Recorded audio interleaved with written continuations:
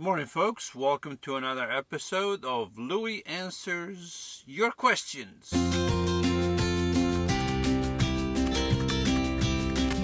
We're gonna have breakfast, and I don't have anything here yet. I didn't make breakfast yet. I'm just using it as a prop. Let's go right to it. Let's go to the first question. First question comes from Charles Knight. I have already answered these questions on paper, on digital paper, you know what I mean. But I'll answer them again. I'm not going to go through the whole question because I'm just going to answer the relevant question. Charles says, "Hello, my friend. I'm getting closer to entering the mobile lifestyle, at least part of the year. Louis, I'd like to tap I'd like to tap to your practical knowledge and experience if you had experience. If you had to do it over and you were starting this lifestyle in 2023, would you live in an extended conventional van, a high-top van, or a converted all-aluminum cargo trailer? Why?" This is questions to this video right here. Spielberger, this video right here. Thank you. That was good. Okay, that's good. All right, good job. Spielberger has been, he's been doing okay. So anyway, I always tell folks that, and I've told folks over the years that if having the choice, I would always advise to have something that you can stand up in. Standing up in the van or any vehicle is a totally night and day from what I have. I have what I have for different reasons.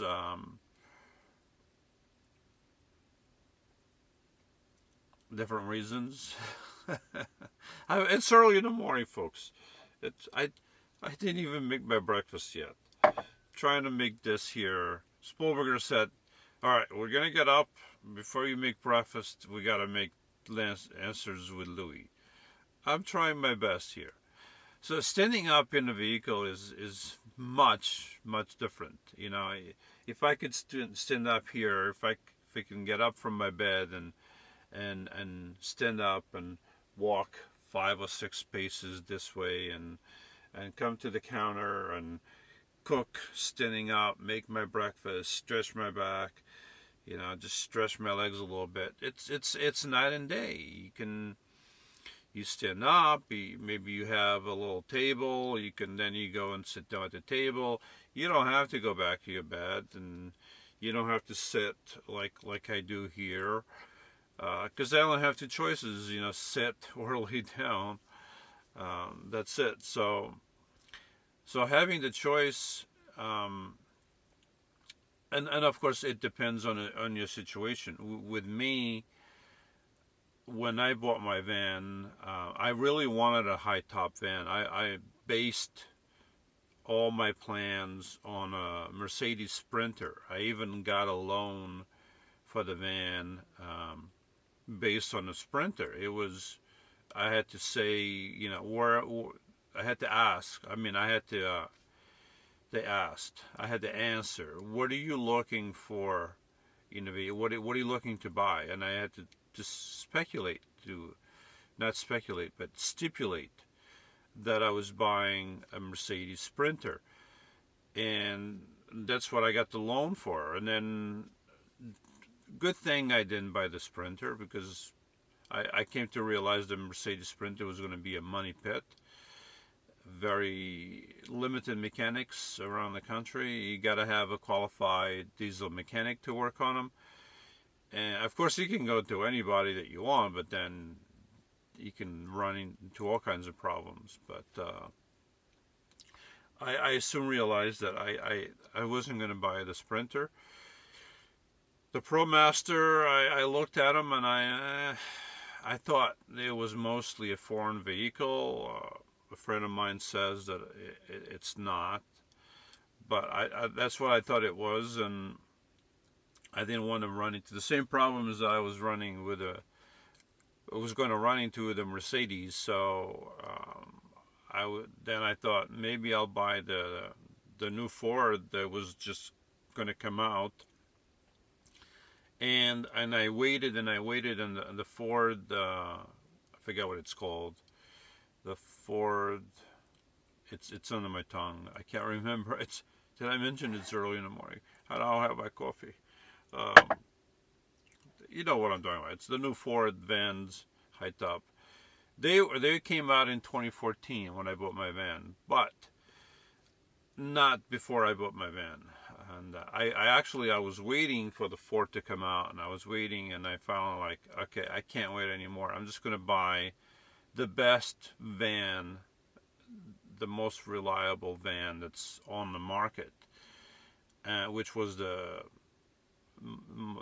Chevy Express or Savannah. They're both the same, practically the same van. So different name basically, and that's what I did. I bought the Chevy Express, and then like 2 months later the Ford came out with their van. But it's also a good thing I didn't buy that van, because year one vehicles always have problems, and Ford year one, I still can't remember what the name is. The Sprinter, ProMaster,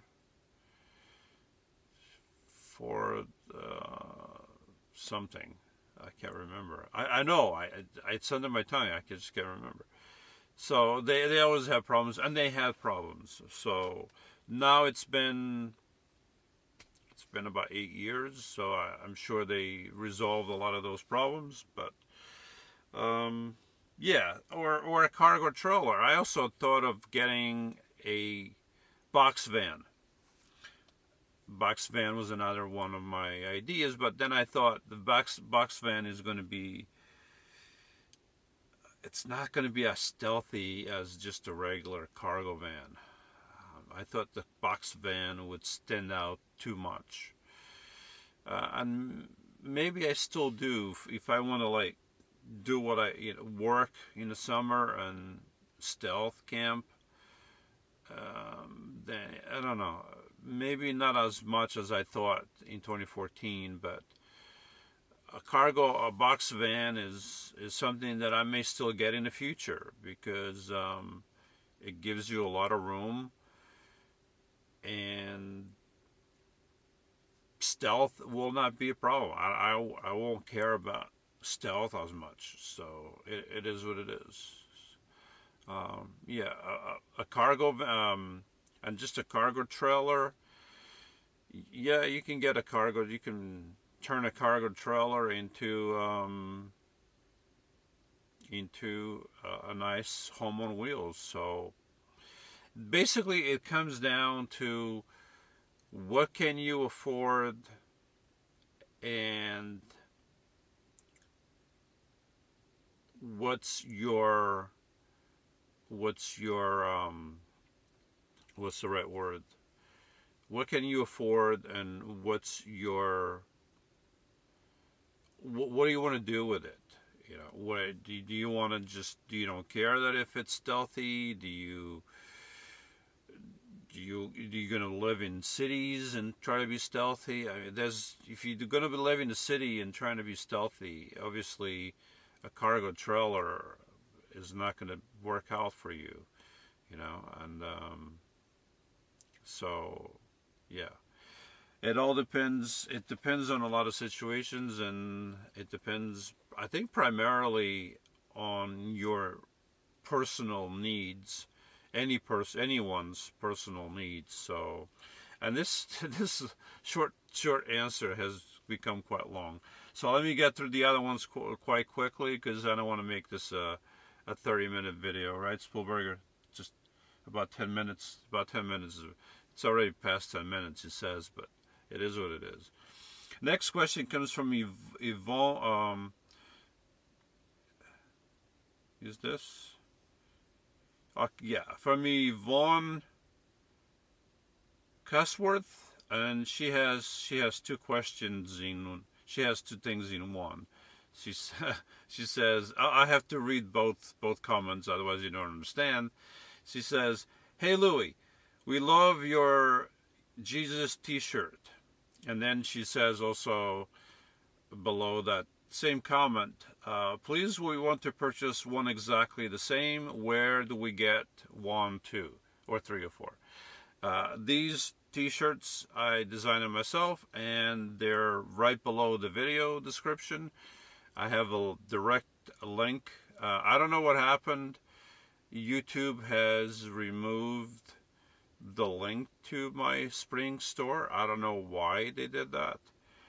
It's not there. It used to be there right below the video, and it's not there. And I go in there, and it says it's active, and then I go on spring, it says it's inactive, and I don't see it below the videos. It's weird, but I have a direct link below the video. So if you go below the video description, there's a direct link there to the spring store. It used to be called Teespring, now it's called Spring. Pretty soon it's going to be called Summer. Anyway, next question comes from Frank Mangietti. Frank Mangietti says, "Nice spot. Hey, what kind of leveling block do you use under the tire? And do you recommend them or something different? Thanks." So I have two different levelers. I have the square yellow ones that fit like a Lego thing on top of one another, and you can place, sorry folks, I have an alarm going on. You can place different ones on top of each other, and I like those. Those are good if you want to elevate yourself more. These that I have were a gift from Paigey. She gifted them to me. I didn't buy them. So thank you, Paigey. She gave them to me for my birthday. So thank you again. And I like these. They're I also have a link to them below my video description. These are nice if you're not elevating yourself too much, if you just want to get yourself a little bit leveled. So these are nice because you go on top of them, and depending how far forward or back, and that will allow you to go up on with one tire first and then the other one. This way, if you need to go up, but up unequally, so yeah, so you could figure that out. But I like them. But if I do have to go up more on one side, then I'll use my stackable blocks. Next question from The Right Life. Amazing country. Did you have a filter on? It looks a little purple. We are soaked up in Florida too. Saturated rains every day. No, I didn't use a filter.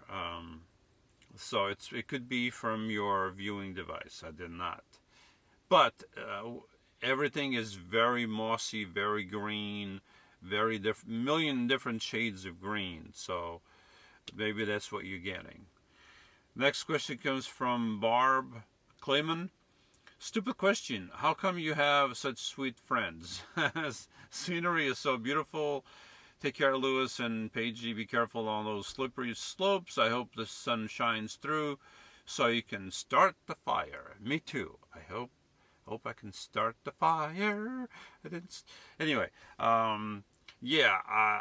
sweet friends. You know, I have a lot of friends, and most of my friends are good friends, and then sometimes you have friends that doesn't work out. So it is what it is. People in your life, they come and go, and it's just the way it is. And it's the last question, folks. So that's it. So I will see you on the next Loui Answers Your Questions. I'm going to make myself some breakfast because I got nothing.